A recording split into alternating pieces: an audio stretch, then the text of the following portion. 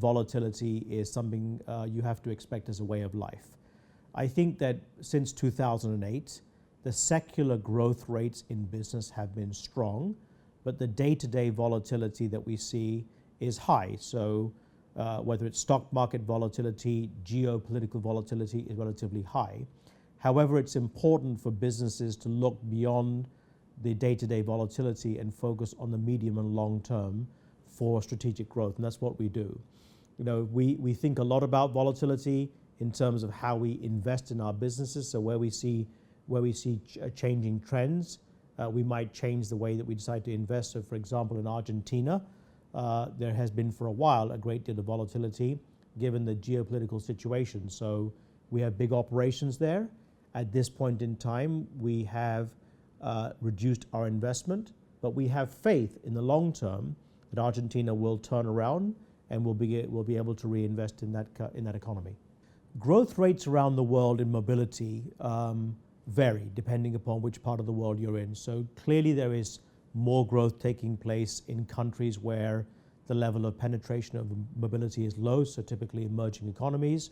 Although if you look at the Western countries, the replacement rate of mobile phones is also high. So yes, the primary growth rates are higher internationally in emerging countries, but you mustn't forget that people are looking at changing out devices faster. So if you go back 2 or 3 years, people would typically keep a mobile phone and a device for 3 years. That went down to 2 and is now going down to 1 with the explosion of leasing programs around the world. Whereas internationally, it's all about affordability. So how do we find ways of bringing more and more people into the mobile phone ecosystem with affordable devices and services? We think by 2020, 50% of consumers are going to buy their mobile phones and services over the internet. As we think about Brightstar 2020, we think a lot about moving to these relevancy factors, becoming more of a provider of online services to help consumers buy product and their mobile services online. Thinking more about selling used devices to increase affordability, and thinking about how we improve substantially fulfillment. So can we, for example, send a mobile phone device to a consumer's household within 2 hours of placing an order? Great service, allows you to remain connected all the time. That requires different skill sets, people with a services skill set versus a distribution skill set. It requires technology. It requires integration. So as we think about the future of the company, we're trying to pivot our skill set from, I would say, a more legacy skill set to the future that we will need. It means different people and different technologies. So we think a lot about that. There are many ways to measure a business's success. There are the traditional ways that we all know about. There's market share, there's revenue growth, profit growth, returns on capital. Those are all the traditional ways that you have to measure your business in. But I think for any services business, for any business, you really have to start with your customer success. Because I'm a very big believer that Brightstar cannot be successful unless we demonstrate clear success for our customers. So we think about the customer value equation all the time, how to make them successful, because ultimately with their success, we will be profitable and successful.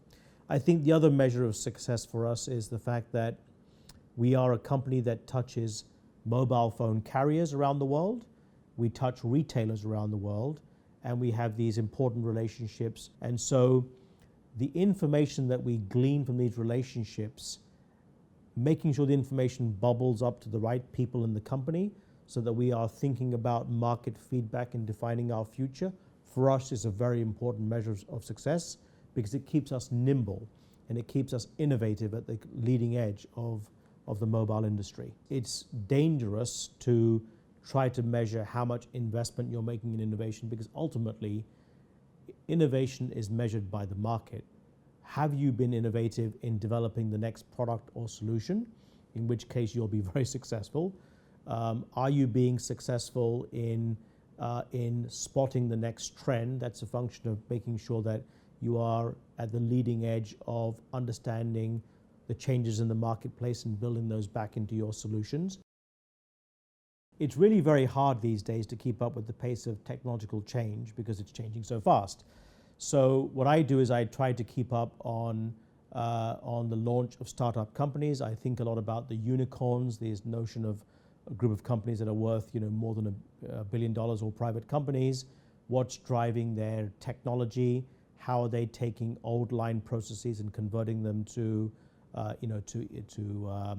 online processes, changing the way that we do business.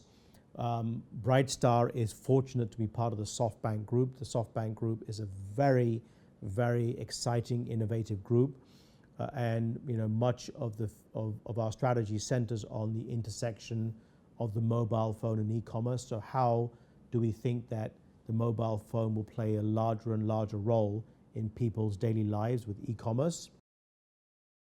3 words to describe us today: innovative, fast-moving, and #BeBright, which in our language is get it done.